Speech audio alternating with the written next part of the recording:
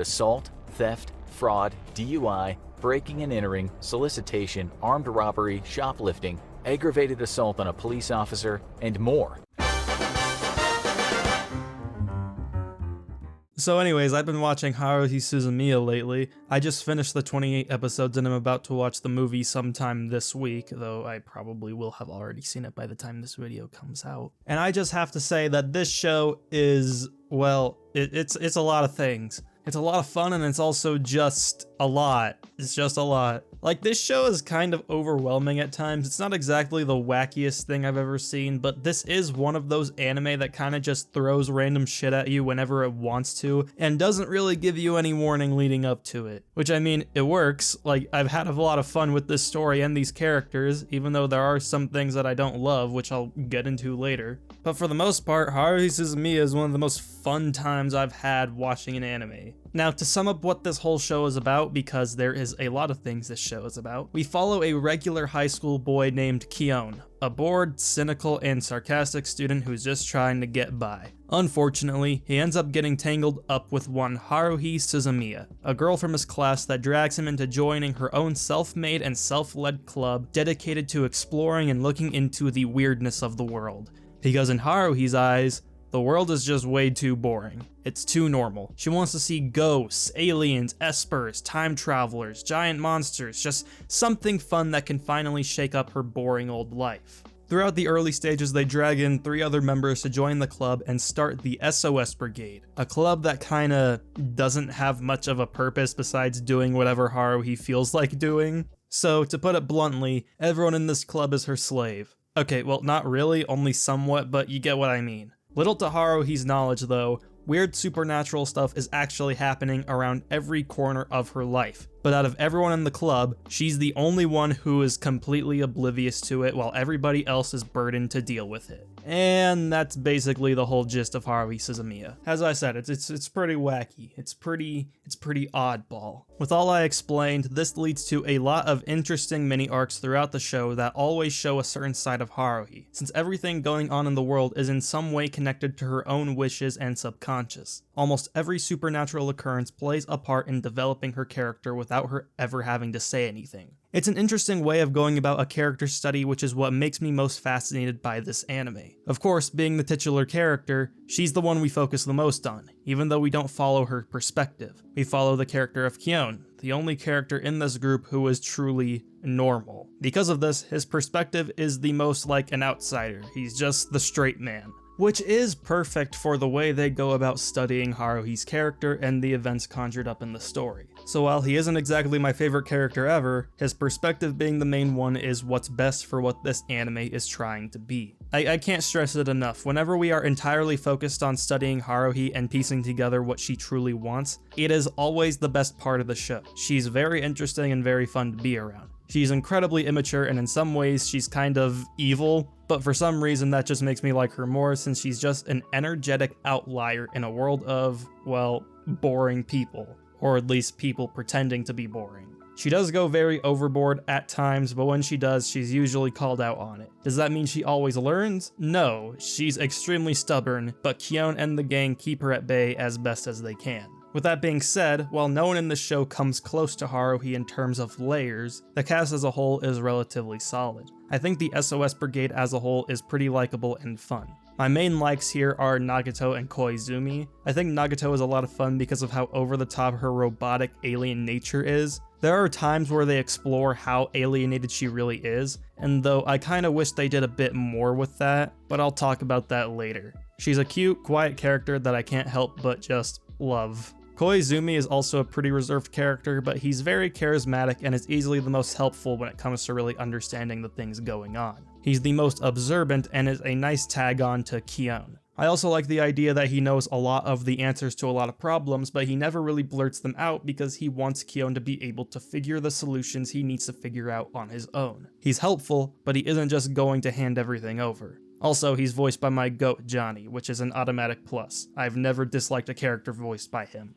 And yes, I did watch the dub. If you're gonna get mad at me for that, you can kiss my ass. With those two and Haruhi, I do enjoy the Brigade for the most part, but I'm still a bit iffy on a few other characters. Like, for Mikuru, I would say she's still a necessary part of the show, but at the same time, her presence annoys me more than it doesn't. When she doesn't need to do her time travel shenanigans, which isn't really often, she's only ever used as a fan service device. Then add on top of that the annoying and weird fawning and perverted humor that is literally never funny in any show, which is always involving her. I can't help but just sigh whenever she's on screen outside of her doing her actual job, which once again isn't often.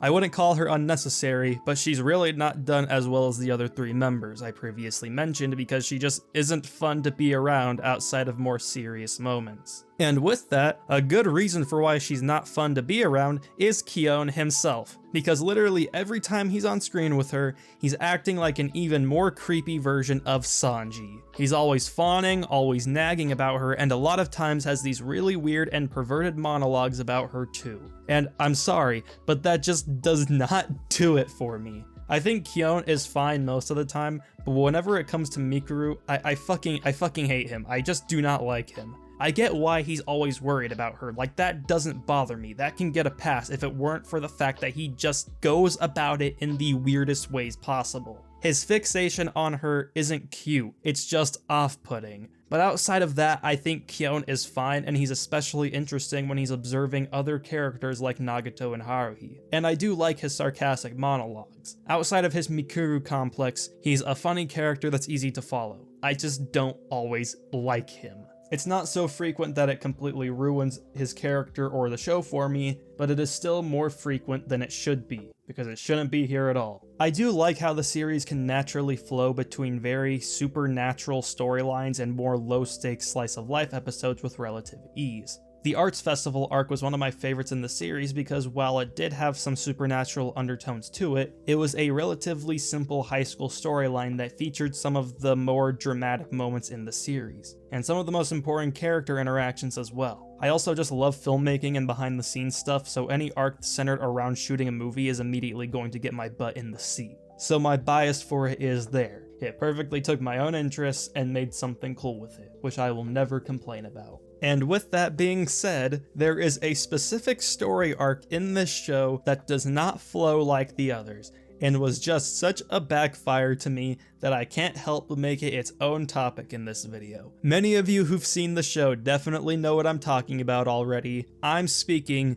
of the Endless 8. Now look, I can respect the commitment to the bit through them literally reanimating scenes and re-recording dialogue for every episode despite them being the same events for most of them, and trying to add little changes to try and make it more subtle, but at the end of the day, this did not need to be 8 episodes long. I know they tried to put us in the characters' shoes by putting us through an endless loop just like them, which is cool in concept, but the way they went about presenting it just backfired so hard to me. It's definitely easier to get through it on binge, but even then, at its best, we have this little word to describe something like this. It's called, boring, and it made me contemplate whether or not I really wanted to finish the show, which is bad. That is bad. No show should be doing that. They could have trimmed a few episodes off this and it would have got the point across just the same. It's also just another story arc. Like, this execution and this length is not justified by its payoff because there isn't really that much to it. Damn near every other arc and episode does more for Kyon and Haruhi, and even for someone like Nagato, who actually had an interesting discussion about her own existence through the time loop, was just lacking to me. The episode where the Brigade plays a computer game against the computer club did a better job at humanizing and her developing than this arc did, which is why its length just confuses me. It's a shame because I enjoy almost the entire show outside of this one story arc, but it's so prominent in the show's episode count that it really holds it back for me. I don't want to ramble on too much longer for stuff that I didn't like, as I still loved a lot about this show. I especially thought the murder mystery mini arc was entertaining. I love a good murder mystery and I thought Haruhi did it very well, especially since it makes us question just how far Haruhi's desires can really go by the end of it. The first half of the show features most of the really cool supernatural episodes, like when Haruhi and Kyon go into the closed space, or when the gang needs to search for a classmate's missing boyfriend. Those are all really fun. Whatever genre it tries to be, it usually does it very well, outside of time loops. Since it's KyoAni, you can already assume the staff did a good job on animating this show. And, well, that is true. It's usually pretty standard stuff, but there are moments of fantastic scenery and outdoor scenes, and interesting shot framing and camera angles. The lighting for the most part is really good too. The compositional praises I have are one of the few things that I think Endless 8 actually showcased really nicely. The show does sometimes have this weird glow effect on the characters, which just makes them look blurry, but who knows, maybe I just have a crappy TV. For the most part, visually, I think it's very good. And with that being said, while the melancholy of Haruhi Suzumiya is not perfect by any means, I think this show is a lot of fun. And while it does have things holding it back from me absolutely loving it, at its best, it's one of the most charming anime I've seen in my years of watching, with one of the most fascinating characters in Haruhi herself. Its comedic timing and sarcastic whimsy made me laugh a lot, and the cast for the most part meshes very well together and creates some very endearing moments. With a very unique and unapologetic take on high school and human desires, its themes around the pursuit of a more eventful life is something that I think can resonate with a lot of people, including myself. And outside of that one arc I talked about, just about every episode offers its own unique take on these ideas. I still definitely recommend this show to most who are interested, and I'm looking forward to see the Disappearance movie.